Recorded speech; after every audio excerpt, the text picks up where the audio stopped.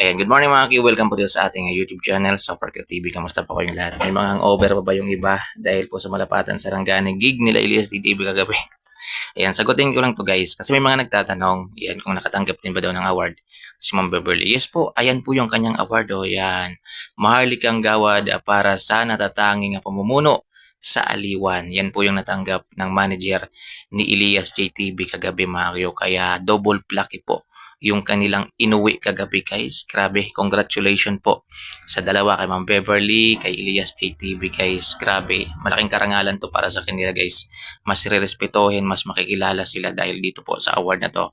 Maharlikang Pilipino 2025.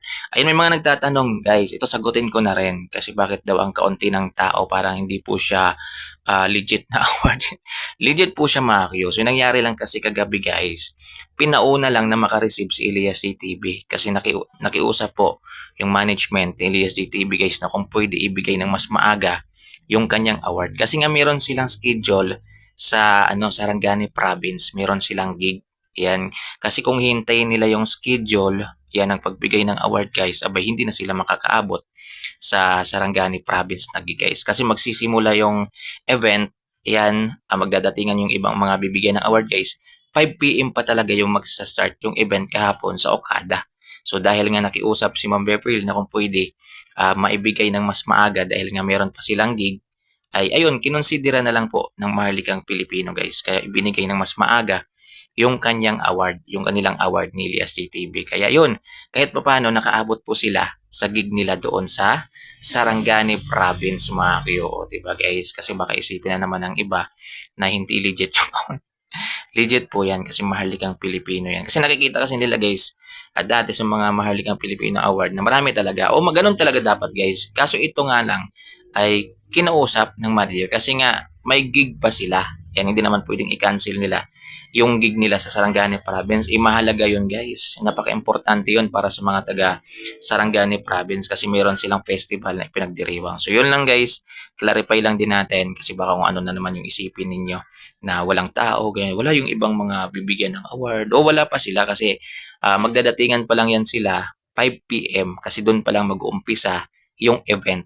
Yan, doon pa lang. Yun yung schedule guys. 5 PM hanggang gabi na po yan na magbibigay na ng award. E paano guys kung panghuli pa si Elias CTV? O diba? So hindi na siya makakaabot doon sa gig nila sa Malapatan, Sarangani. Kasi hindi rin po biro yung layo mga Q. Kaya buti na lang kinonsider po. Grabe no?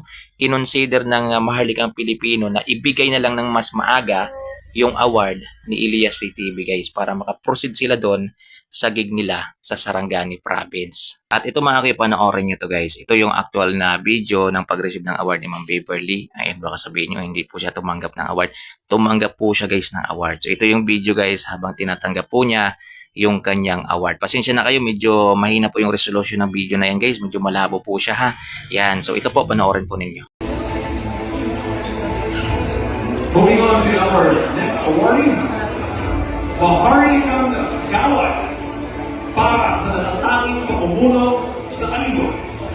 Chairman Elias J. TV Band Entertainment Production is being given to Beverly Pumipik Labad-Labad.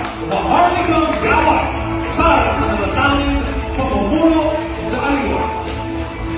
Just to give you a background, this beautiful lady is managing Elias, the one who's trending right now. So siya po ang manager ni Elias. So if you want to book Elias, you can actually contact her for that one.